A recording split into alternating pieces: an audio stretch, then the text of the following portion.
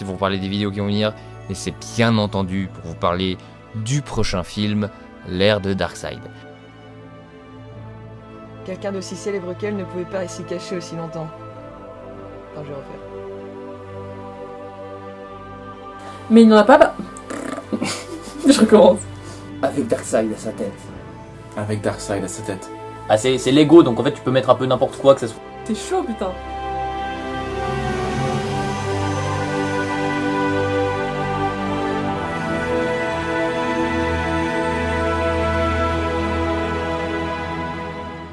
Alors la production de l'ère de Darkseid et de Rédemption a été un bordel monstrueux. J'ai normalement une façon très précise de procéder pour réaliser les films. Pour l'Odyssée du Mal par exemple, je l'ai vraiment suivi ma façon de réaliser à la lettre et ça s'est très bien passé.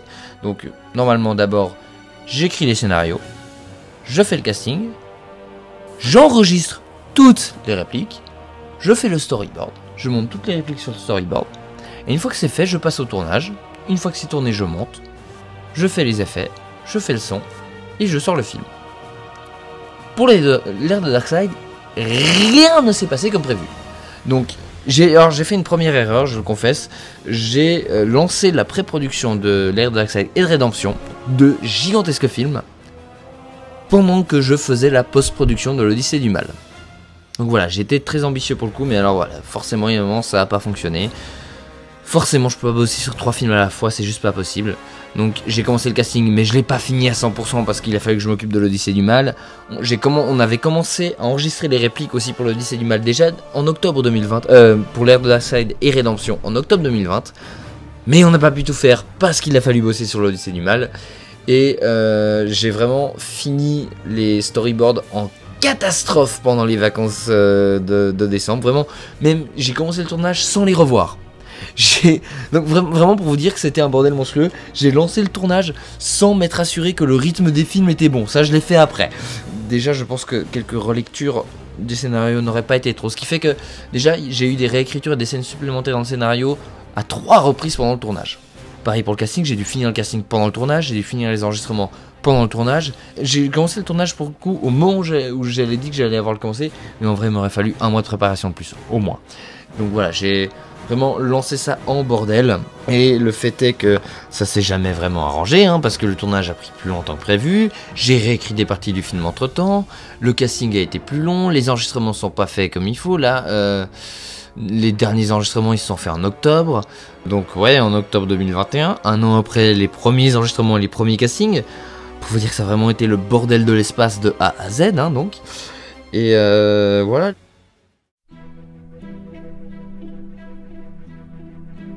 Du coup, voici la mallette dans laquelle se trouvent les figurines principales pour le film, ou comme j'aime l'appeler, la loge des acteurs. Chaque personnage principal a sa petite loge. La plus importante, c'est bien entendu la loge de Batman, hein.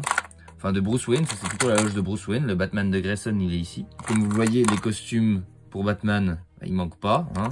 La version porte-clés, parce que why not. On a la loge pour Aquaman, et son costume dans le film de Snyder, dans la Snyder Cut. Côté on a la version James Wan. D'ailleurs en ce qui concerne le trident, je pense que ça s'est remarqué hein, dans le film, mais le bout, le sabre laser doré en fait c'est une pièce de sabre laser grise normale qu'on a repeinte en doré, que ma mère a repeinte en doré parce que j'arrivais pas à trouver la pièce naturellement dorée, elle se trouvait plus. Bah du coup on a fait, enfin j'en avais commandé une sur AliExpress, elle est jamais venue. Du coup on a en vitesse dû repeindre un sabre laser en doré pour... mais ça c'était déjà pour l'Odyssée du Mal, puis je l'ai réutilisé ici. À côté la loge de Superman. Alors ça c'est le costume qu'on voyait dans Silence et dans l'intro de l'Odyssée du Mal, mais que j'ai pas gardé du coup dans celui-là. Là il y a son costume normal qu'on voit dans l'Odyssée du Mal et l'ère de Darkseid. La loge de Wonder Woman, le costume normal. Enfin il y a la même version un peu plus sombre qui n'est pas ici. Mais j'ai préféré celle-là parce que les couleurs ressortaient mieux. Ensuite, voilà, Flash. Pas grand chose à en dire. On a la version, on a Barry Allen ici. La figurine, le torse, sauf erreur, c'est Zach dans Jurassic World. Et voilà, le costume qui vient des sets Justice League qui était sorti en 2017 pour le film. C'est le même costume que dans le film, mais avec tous les détails qui vont avec. Ah bah on a Green Arrow. Voilà. Cette figurine, elle vient du set avec le jet de la Justice League, le jet blanc. Il y avait aussi Darkseid et Hawkman avec, si je dis pas de conneries. Et voilà, la figurine vient de là. J'ai rajouté la tête. Par contre, la tête, je l'ai rajoutée moi parce que dans la version de la boîte, c'est juste la tête avec le petit masque. Et ça m'allait pas en fait. Du coup, j'ai pris cette tête. C'est la tête d'Éomer dans Le Seigneur des Anneaux. À côté, on a Victor Stone, Cyborg. Alors ça, c'est le corps pour sa version pas cyborg, qu'on voit vite fait dans les flashbacks de l'Odyssée du Mal. Ça, la bonne vieille version robotique, qui vient du même set que Green Arrow, du coup, si je dis pas de conneries. À côté, il y a Shazam. Shazam qui n'a pas vraiment d'accessoires ou quoi, du coup, je l'ai foutu dans la même boîte dans la même case que là où il y a les 3 boîtes, parce que c'est pas ce qu'on appellerait un personnage important, mais bon voilà, elle a quand même droit à sa petite case. Hein. Donc Selina Kyle, ici. Le corps de Selina Kyle, c'est la sorcière rouge des sets de l'ère d'Ultron. La figurine, le costume, ça vient de Lego Batman. À l'époque où j'ai fait Silence, j'étais assez réticent à l'idée d'utiliser... vraiment d'utiliser ce costume violet qui est un peu ça c'est tiré d'un film d'animation pour enfants quoi. J'étais un peu réticent, puis voilà, en fait ça passe. Surtout qu'il n'y en avait pas d'autres en fait. C'est ça. Et comme vous voyez, j'ai tous les chats qui sont avec, qu'on voit dans la scène de Silence où elle est chez elle, puis il y a tous les chats, c'est des chats Playmobil. Côté, on a la case pour Batgirl. Alors le costume de Batgirl n'est pas ici, la figurine elle est ailleurs. Elle sert de décoration sur ma bibliothèque chez moi, donc elle est pas ici. Voilà, là on a la loge pour Grayson. Donc là il y a son costume de Nightwing, qu'on ne retrouve pas malheureusement dans l'ère Darkseid, c'est dommage parce que je trouve magnifique ce costume. J'avais acheté sur eBay, je crois, un truc comme ça. Il y a son corps pour Grayson, vous aurez tous reconnu le torse de notre contrebandier préféré de la galaxie, Han Solo. Et le costume. Alors du coup, pour parler du costume de Batman, pourquoi je tenais à ce que visuellement on voit qu'il y a une différence entre le Batman de Grayson et le Batman de Bruce Wayne. Et du coup, je me suis dit, celui-là, il est plus clair, donc déjà, il inspire peut-être un peu plus d'espoir. Il est plus clair, il est plus lumineux que l'ancien. On sent que c'est un nouveau Batman, qu'il est vraiment différent, qu'il a sa propre identité. Le logo est différent aussi. Du coup, je trouvais que c'était vraiment parfait pour continuer Batman, d'avoir un costume vraiment différent par rapport à l'ancien que j'utilisais dans l'Odyssée du Mal. Là, on a la grosse loge des méchants, avec tous les méchants. Voilà, il y a Lex Luthor, il y a Deadshot, il y a Cheetah, il y a Sinestro, il y en a des qu'on vous verrez pas dans les films, hein, bien entendu. Genre, lui, ça vient d'un des Lego Batman, voilà, lui, vous le verrez pas, hein, clairement. Il y a le porte-clés Joker qu'on voit vite fait de dos dans un des flashbacks de l'ère de Darkseid. J'adorais la version avec le chapeau, en fait. Je pouvais pas le montrer complètement à cause de la boucle de porte-clés qu'on peut pas enlever. Il y a Harley Quinn, bien entendu. Il y a Poison Ivy, le Joker, bien entendu. Black Manta, voilà. Il y a Deathstroke, bien entendu. Le Reverse Flash que j'avais utilisé pour un plan de l'Odyssée du Mal qu'on voit à peine en plus, génial. Orm, le roi Orm, bien entendu. Et le Sphinx, qui vient aussi d'un des Lego Batman. Et bien entendu, le plus important, Silence, que j'ai toujours pas d'effet depuis le tournage de Silence, du coup, parce que je suis assez fier quand même de cette figurine.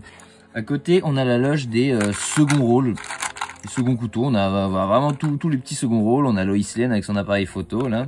Ça n'a pas servi à grand chose, hein. Ça dit journaliste après. Mera, bien entendu. Gordon. Alors, elle, c'est Barbara Gordon dans Lego Batman, mais là je m'en suis servi pour d'autres choses. Sa tête, elle a servi pour faire pour faire la mère de Victor dans les flashbacks de l'Odyssée du Mal. Et là, je vous avoue, je sais plus si je me suis servi de cette figurine pour d'autres rôles ensuite. Alfred, bien entendu, le fidèle Alfred. Silas Stone, il est chauve et il a 2 visages, ce qui était assez galère au tournage. Cher Sarah Charles, là dans son costume de civil, dans l'ère de Darkseid, on la voit majoritairement dans son costume, dans sa blouse blanche des Star Labs, qui n'est pas ici.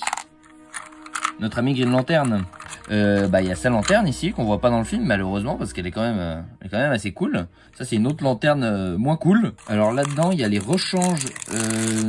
Ah bah non il y a plus.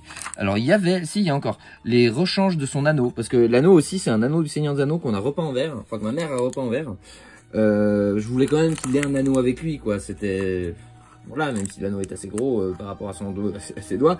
Mais voilà, je voulais qu'on voit quand même qu'il ait un anneau. Donc on en avait fait plusieurs versions au cas où. Donc voilà, là c'est une rechange. Et voilà. Une autre caisse qui est un peu plus fouillie. Hein, déjà, c'est là qu'il y a Darkseid. Pour parler vite fait de la figurine de Darkseid, j'étais un peu embêté quand je l'ai acheté. J'avais acheté ça il y a assez longtemps, en 2019. Bah, il était avec le set avec le jet blanc d'ailleurs. Mais en gros, bah, il est gros en fait. Je sais pas si vous voyez, mais dans les comics, généralement, il est plus fin et il a une silhouette plus élancée vers le haut. Et là, du coup, j'avais une silhouette qui prenait plus de place dans la largeur. Et ce qui fait que ça se différencie un peu des comics, mais je me suis dit, bah, utilisons ça. Puis finalement, de toute façon, c'est la seule figurine qui existe pour Darkseid, donc c'est pas comme si j'avais le choix. Je me suis vraiment servi de cette masse pour qu'il prenne au maximum le cadre, qu'on ait vraiment l'impression qu'il n'y ait pas d'échappatoire et qu'il prenne vraiment toute la place. Plein d'accessoires en vrac, hein. Il y a les requins, il y a des algues, il y a ça, il y a un banc, il y a un Batman qui va là, donc niveau rangement, j'ai peut-être encore des trucs à améliorer. Hein. Là, c'est les autres membres de la ligue en fait qui sont en vrac là-dedans. Alors pas que, hein, il y a ça aussi. Me demandez pas ce que c'est, j'en sais rien. Ah bah voilà, ça c'est le costume de Sarah, j'ai l'impression. Le costume des Star Labs. Il y a Firestorm. Il y a Constantine. Il y a Starfire que vous verrez dans les scènes coupées. Il y a bien entendu Rockman. Il y a Scott Free. En fait, Scott Free, s'il est dans le film, c'est parce que je l'avais pioché dans une des... Je sais pas si vous vous rappelez, mais genre début 2020, fin 2019, je sais plus, un truc comme ça. DC avait sorti, Lego avait sorti une série de figurines surprises DC Comics où en gros c'était des paquets surprises. Puis tu prends, puis t'as une figurine surprise de DC. Et moi j'avais pioché Scott Free comme ça. Et du coup, comme j'avais Scott Free, je me dis bon ouais, let's go, on va l'intégrer dans l'ère de Darkseid. Il y a bien entendu notre cher ami Black Canary. Je crois que la figurine que j'avais reçue avait une tête avec un petit masque et ça m'allait pas en fait. Du coup, je lui ai foutu cette... sauf erreur, c'est une tête de Princesse Leia. Ça, c'est Fleur de la Cour de Harry Potter. Je sais pas ce qu'elle fout là. En tout cas, elle n'a plus de jambes. Katana que j'ai acheté en pensant qu'elle allait apparaître, mais finalement, elle n'apparaît pas. Ensuite, notre cher ami Martian Manhunter. C'était pas la figurine que j'aurais préféré acheter, mais c'était la moins chère. Là, c'est c'est tous les figurants, ce que j'appelle la chair à canon. C'est vraiment, voilà, il y a tous les paradémons, il y a les voleurs qu'on voit what milliards de fois dans les films. Hein, c'est toi qui as buté en plus la mère de Superman, connard. Il y a les soldats Atlantes, qui sont sympas. Hein. J'en avais deux depuis avec le set Justice League de 2017 et j'en avais racheté après coup deux de plus pour l'Odyssée du Mal. Les deux autres, bah, je sais pas où ils sont. J'ai encore... Il y a encore d'autres caisses, mais ça c'était la principale avec plein de figurines en vrac. Et quand j'avais besoin d'un petit rôle, bah, je piochais généralement là-dedans. Hein. Là, il y a un corps d'Amazon. Lui, il y a voilà, l'autre soldat Atlante avec une jolie petite tête. Et une autre Amazon. Il y a... Ah bah, il y a Freddy. Coucou Freddy. Ah bah voilà, il y a Ronnie. Il y a du beau monde, hein. Donc voilà, c'est un peu tout en vrac, c'est... Ah bah le reste de... Ah bah non. Mes figurines utilisées pour l'ère de Darkseid.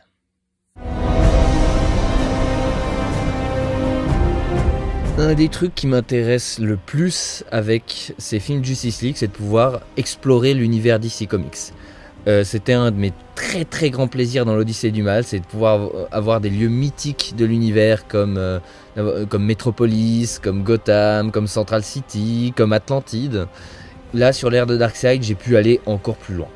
J'ai pu faire venir encore plus de lieux iconiques qui me tenaient vraiment à cœur, que j'avais vraiment envie de montrer. Notamment l'île de Themyscira. J'avais montré Atlantide, pour moi c'était logique du coup maintenant de passer par Themyscira, surtout que l'histoire s'y prêtait. Themyscira dont on voit pas beaucoup mais dont on voit un peu. Il y a un plan large qui est fait avec des petites briques, donc ce que j'appelle des maquettes, qui est fait très simplement. Ensuite filmé sur fond vert. Ensuite il y a le décor de la grotte et il y a aussi le décor de ce que j'ai appelé la terrasse.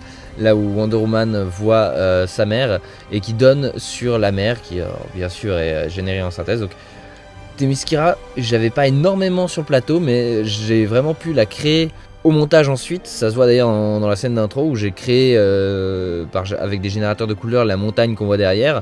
J'ai filmé aussi des petits morceaux de temples et de colonnes que je pouvais ensuite créer derrière dans le décor. Donc ça a été filmé à part et ensuite incrusté derrière pour créer les décors de Themyscira.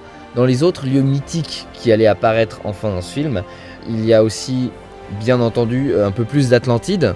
On voit enfin Atlantide en large, ça aussi c'est fait en maquette avec des petites briques et ensuite j'ai rajouté par-dessus tous les générateurs d'eau etc. pour faire l'Atlantide. J'ai rajouté aussi l'entrée de l'Atlantide, là où on voit Aquaman parler avec Mera quand il revient prendre la boîte, qui était une assez grande entrée faite sur 2 niveaux avec les marches, donc qui était super intéressant à faire.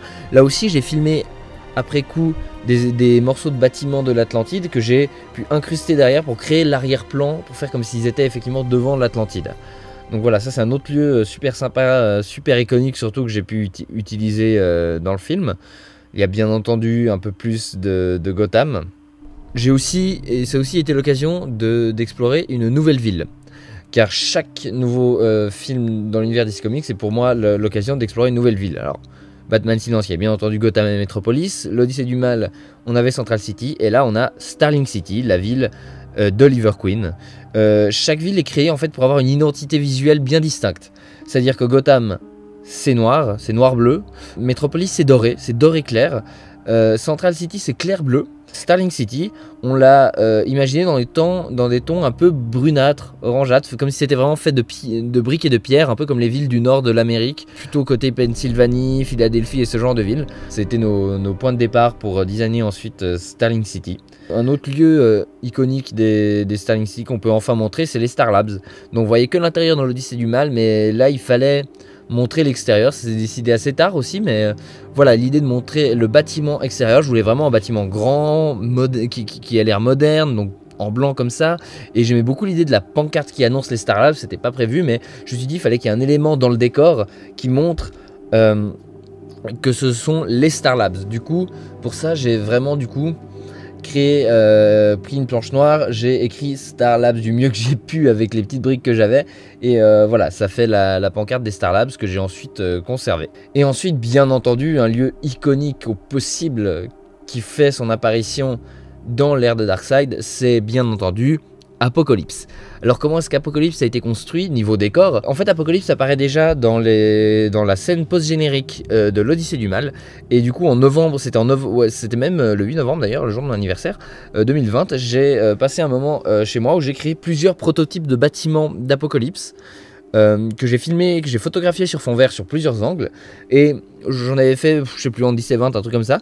Et à partir de ces éléments-là, j'ai créé l'arrière-plan qu'on voit derrière la scène post-générique de l'Odyssée du Mal. Sauf que ça me satisfaisait pas, ça me satisfaisait à l'époque, mais en fait en revoyant je trouve ça dégueulasse. Du coup j'ai gardé les mêmes photos, mais j'ai retravaillé l'agencement des bâtiments pour que ça ait l'air encore un peu plus chaotique et pour que ça ait l'air plus global, pour que la ville ait l'air encore plus étendue. Donc j'ai retravaillé là-dessus et ces bâtiments, mais du coup ceux que vous voyez plan large sont pas les mêmes que ceux que vous voyez quand les personnages se baladent dans la ville. Ceux-là, ils ont été recréés ensuite au moment de faire le tournage principal, donc plusieurs mois après. Mais selon le même style, j'ai gardé les références visuelles du tournage de novembre pour ensuite recréer des bâtiments similaires pour le tournage de 2021. Pour ce qui est des bâtiments, il y en a plusieurs sortes. Il y a ce que j'appelle les casernes, c'est des gros bâtiments avec des tours et des canons un peu partout qui sont en gros les lieux de résidence des paradémons. Il y a les passerelles qui couvrent à peu près toute la ville. L'idée c'est que n'importe qui peut se rendre à peu près n'importe où à Apocalypse via des passerelles, parce que vous me direz les paradémons peuvent voler, mais ce ne sont pas les seuls à Apocalypse qui ont besoin de se déplacer, par exemple les Furies ou même Darkseid. Il y avait bien entendu les murailles, car toute la ville est entourée de murailles qui ceinturent vraiment la ville principale d'Apocalypse. Et en fait toutes les autres maisons et les usines qu'on voit un peu partout dans la ville, il y a des miradors bien entendu, il y a des tours de surveillance. Donc c'est tout ce genre de bâtiments qui crée les différents décors de Darkseid et qu'il a fallu construire. En fait j'avais les modèles des bâtiments du tournage de novembre et sur ces modèles je recréais à chaque fois de nouveaux bâtiments au moment de tourner, parce que dans le tournage principal j'ai pas eu une fois toutes les scènes se passant en Apocalypse, mais j'y suis revenu plusieurs fois.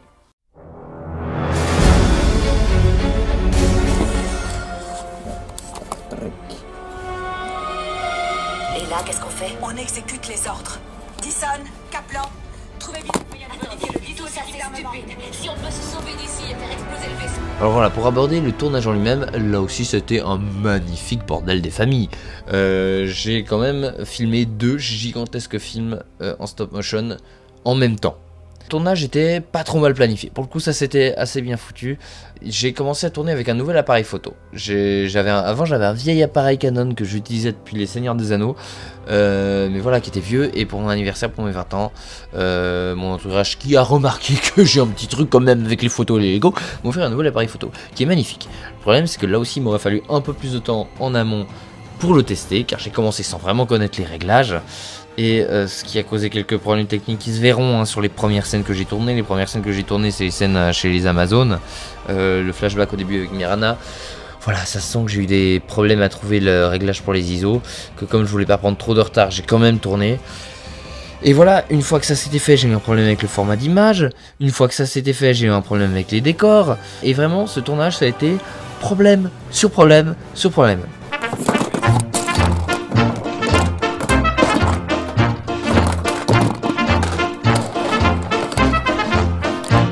Mais je sais plus qui a dit faire un film, c'est l'art de savoir régler des problèmes. Et j'ai jamais autant vérifié cette hypothèse que cette fois. Hein, on va pas se mentir. Les problèmes ont été multiples, hein, que ce soit des décors qui tenaient pas très bien, des personnages qui étaient pas là à temps. Le plus gros problème, je pense, que j'ai eu, c'est arrivé vers la fin du premier mois, je crois, où j'ai filmé les scènes qui sont en gros l'arrivée à Starling City, donc quand le jet de la Ligue se crache et que Darkseid arrive et que Green Lantern combat Darkseid. Toute cette partie-là, je l'ai filmée. Ça m'a pris environ une semaine, je faisais d'autres trucs en parallèle, donc je l'ai filmé. Et au moment de finir de tourner le combat contre Darkseid, entre Green Lantern et Darkseid, ma carte SIM déconne et meurt entre mes doigts. Et par ce fait, j'ai littéralement entre mes doigts perdu une semaine entière de rush. J'ai tout retourné. Et en 2 jours, j'avais fini de tout retourner. Je sauvegardais chaque heure pour être sûr. Mais voilà, ça c'était fait. Ça, plus j'ai dû interrompre le tournage 3 semaines aussi, parce que j'avais mon service militaire.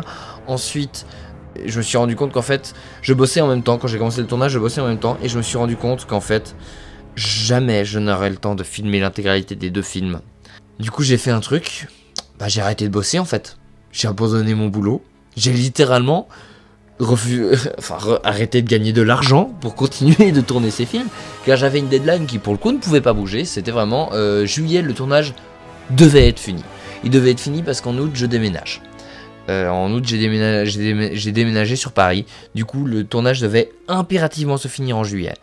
Et ça pour le coup je ne pouvais pas changer. Et je me remercie parce que du coup là, à partir d'avril, je tournais, enfin de mai plutôt, parce qu'en avril j'ai eu mes 3 semaines armées, mais à partir de mai, je tournais non-stop. Toute la semaine, tous les jours, de 8h à minuit, même plus des fois. Et avec ce rythme de travail, j'ai fini mi-juillet.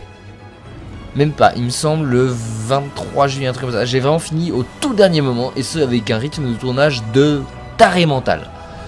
Donc vraiment vous dire que j'ai sous-estimé la masse de travail à faire du début à la fin du film. Le tournage en question, vraiment maintenant aborder le tournage en question, ça a été long, ça a été très long parce qu'il y avait énormément de choses à tourner, il y avait des gros décors à faire, il y avait des grandes scènes à faire. Une grande nouveauté par rapport à l'Odyssée du Mal, c'est que cette fois j'y allais en full impro par moment. Parce qu'il y avait vraiment quand je vous dis, c'était un joyeux bordel la production de ce film. J'ai réécrit des parties en même temps, du coup des fois j'ai dû revenir à des décors. Par exemple la devanture des Star Labs, j'ai dû la recréer pour ajouter la scène où on voit Shazam et Hawkman se battre et retenir la paradémon. C'était pas du tout prévu, ça s'est fait dans les dernières semaines de tournage où j'ai recréé la devanture des Star Labs pour tourner cette petite scène. Typiquement la scène du discours de Darkseid, elle n'était pas dans le scénario.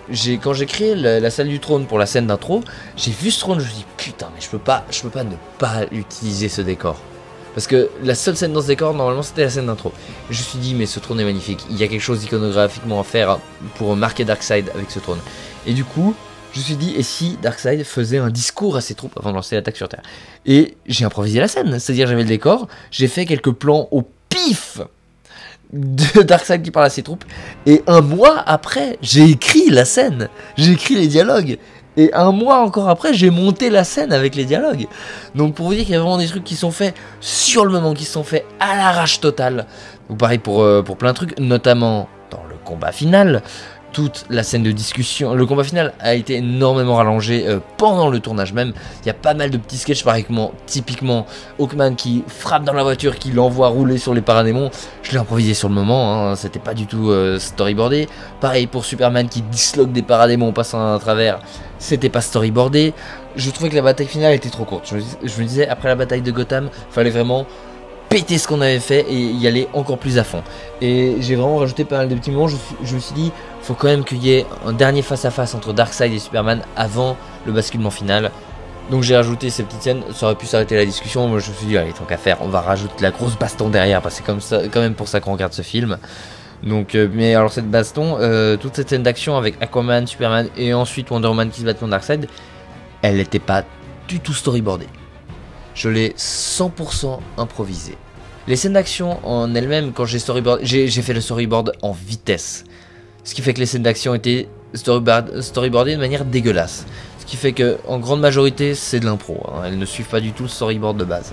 Et du coup voilà, cette scène de combat notamment avec Darkseid, elle est improvisée. L'espèce de petite réunion que Batman et Superman ont, c'est improvisé parce que là aussi je me suis dit, faut quand même une scène où on les voit essayer de fonctionner en équipe. Et aussi une dernière scène entre Superman et un membre de la Ligue où il est encore un justicier avant son basculement. Donc voilà, c'est venu là-dedans. Et c'est pareil pour énormément de petits trucs. Autre chose qui change par rapport à l'Odyssée du Mal, bah, c'est la taille. C'est l'ambition. Il y a 100 fois plus de personnages à l'écran, il y a beaucoup plus de décors, il y a un nombre de décors mais hallucinant par rapport à l'Odyssée du Mal. Il y a des technicités qui sont beaucoup plus complexes, notamment une scène qui m'a fait suer du sang, c'est bien entendu la scène de combat aquatique entre Aquaman et le roi Orm. Je n'ai jamais autant regretté d'avoir écrit une scène, hein, je vais pas vous mentir. À l'écriture c'était marrant, mais dès le moment où j'ai dû commencer à prévoir cette scène, je me suis dit, bah, ça va être l'enfer. Et spoiler, ça a été l'enfer. Le tournage de cette scène a été incroyablement long. Et c'est pareil pour énormément de choses. Le combat de Starling aussi. Les décors étaient réutilisables, hein. La plupart du temps, j'avais des formats de ruines de villes que je réutilisais un peu à droite à gauche. Et ce qui change, c'est qu'en fait, là, contrairement à la bataille de Gotham, une grande partie du décor a été créée en synthèse. Ça aussi, c'est très nouveau. C'est que vous regardez la bataille de Gotham, c'est majoritairement des décors construits jusqu'en haut. Les murs, quand on est dans le sol, montent jusqu'en haut et on ne voit pas le ciel autour. Là, pour le coup, j'avais une grande partie du background, de l'environnement et de l'identité visuelle de la bataille qui allait être ajoutée en post-prod. Donc ça faisait vraiment encore plus de boulot en post-prod et au tournage, ça faisait des décors par moments très abstraits. Donc voilà, ça fait encore partie des grandes nouveautés de ce film. C'était beaucoup plus de fond vert. C'était beaucoup plus de grands décors aussi, on va pas se mentir. Des décors que j'ai dû encore recréer encore une fois. Typiquement le manoir Wayne, créé pour la 3e fois. Pareil pour la Batcave, donc plein de décors qui étaient très sympathiques à retrouver dans cette foule de nouveaux décors. Et voilà globalement ce que j'ai à dire pour le tournage. Ça a été long, c'était rempli de difficultés à tous les niveaux. Ce qui fait que le tournage a été épuisamment long. Épuisamment, ça ne se dit pas. Voilà. Voilà.